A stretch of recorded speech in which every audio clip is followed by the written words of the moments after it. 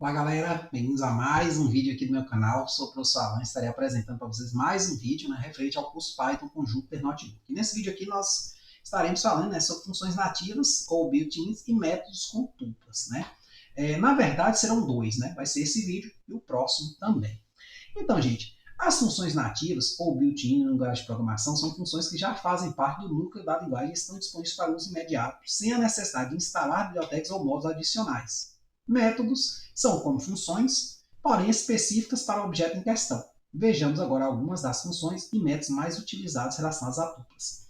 Então, gente, nos vídeos passados, onde nós falamos sobre strings e falamos sobre isso, nós vemos lá diversos métodos, diversas funções que se aplicam a tais objetos. Função, eu vou dizer assim, é um caso mais geral. Por exemplo, a função len, que é a função que mede o tamanho de um objeto. Nós vimos que ela se aplicou tanto a uma string como também uma lista. E vai se aplicar também aqui a uma tupla. Então, ela vai medir, se for uma string, a quantidade de caracteres que a string é formada, se for uma lista, a quantidade de elementos dessa lista, se for uma tupla, a quantidade de elementos dessa tupla.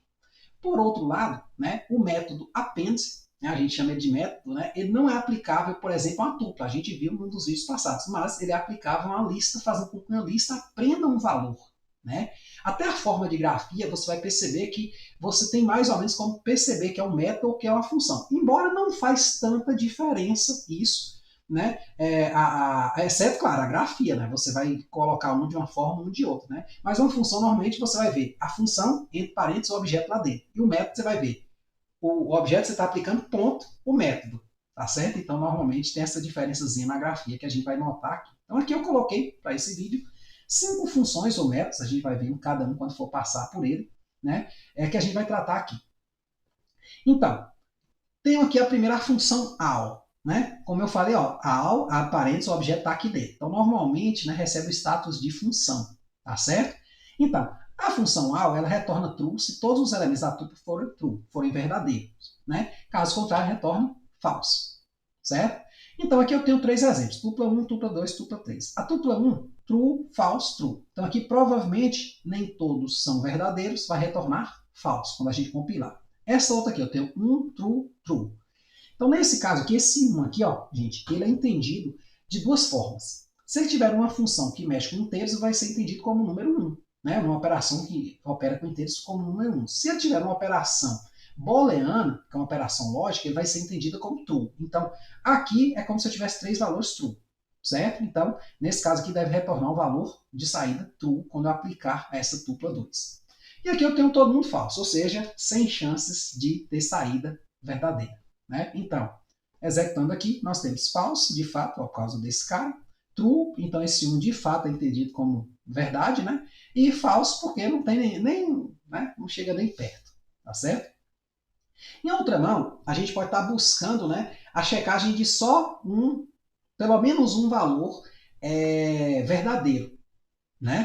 Então aqui, por exemplo, nesse caso, retorna true se pelo menos um elemento da tupla for true. Caso contrário, retorna falso. Então, nesse caso aqui, vai retornar true.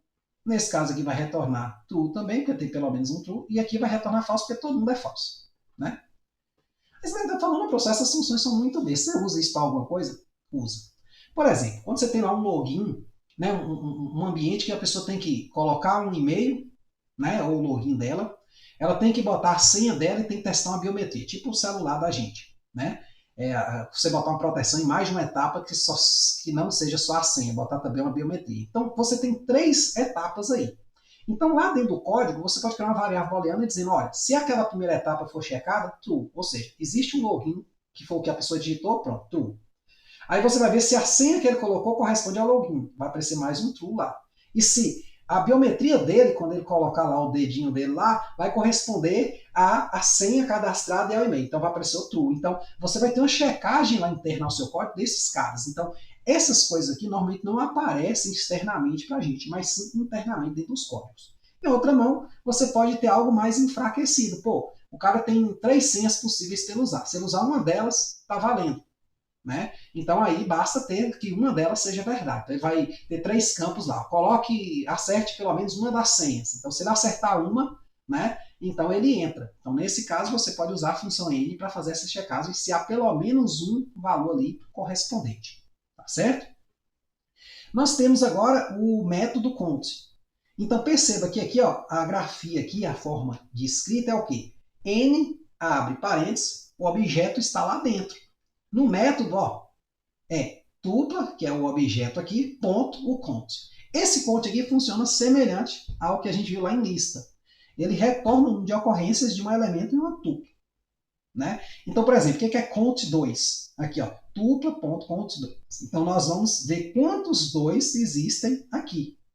Tá certo? Então, imprimindo aqui, deu 2, né? Então, ficou meio assim, né? É redundante ser tanto 2, né? Você pode mudar para outro elemento. Vamos botar aqui 4 e 4, né? Porque aí fica tudo 2, né? Pronto. Ah, tá. Claro que aqui a gente tem que procurar o 4, né? A gente foi procurar o 2, deu 0. Ó, não tinha mais 2, né? Então, pronto. Então, tem dois valores 4. Então, ele conta todas as ocorrências que ocorrem ali. Nós temos também o método format, que é o método associado à impressão, né, ao print. A gente até já viu ele, né, não precisaria nem estar colocando aqui, mas quando a gente vai no diretório das tuplas, né, que é checar lá todas as funções disponíveis, né, a gente acaba vendo que format faz parte. Eu decidi colocar um exemplinho aqui. Então aqui eu tenho tupla Alan, né, um string aqui, o primeiro elemento da tupla, indexação 0 e 39, né, aqui eu tenho um número inteiro, que é o elemento de indexação 1 desta tupla.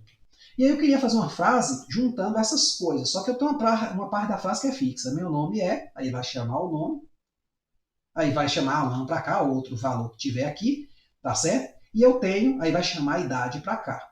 Né? Pronto, aí eu fecho aqui strings, essa é a parte fixa da frase, e aí eu vou ter a parte variável que vai ser essa aqui, que vai ser ponto format asterisco tupla. Então ele vai pegar os valores nesta ordem aqui e vai jogar aqui dentro.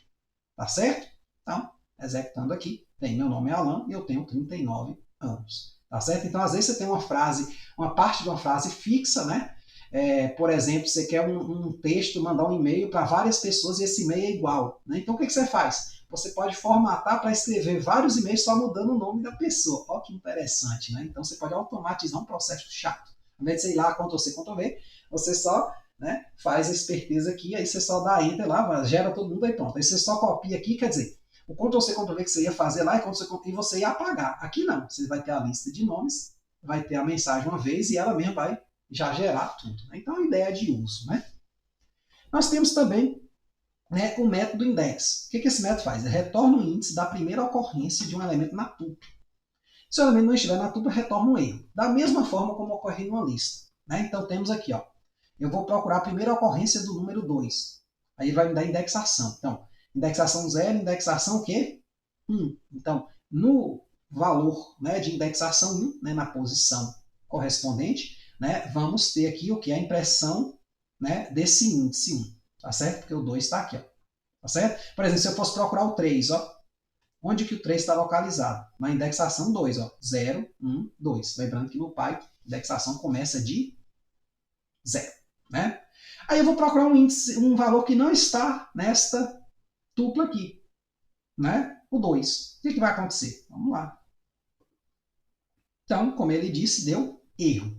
Né? Ou seja, né, tuple.index x não está na tupla. Ou seja, o valor procurado não está na tupla. Beleza? Então é isso aí. Espero que tenham entendido. Espero que tenham gostado. Qualquer dúvida, gente, só colocar nos comentários. Muito obrigado. Até a próxima.